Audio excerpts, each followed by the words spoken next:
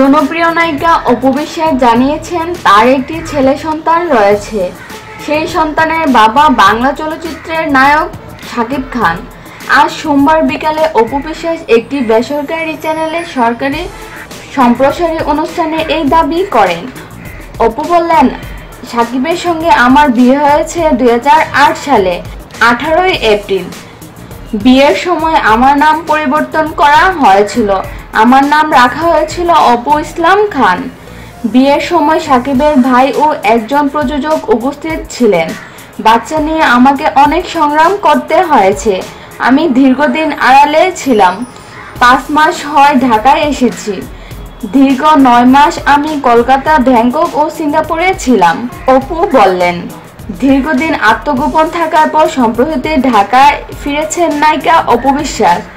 আজ বিকাল 4:30 এফডিসিতে সংবাদ সম্মেলন করবেন বলে দুপুরে মোবাইল ফোনে জানিয়েছেন। এ সময় অপু জানান, খোলামেলা কথা বলবেন, সব প্রশ্নের উত্তর আজ দেবেন তিনি।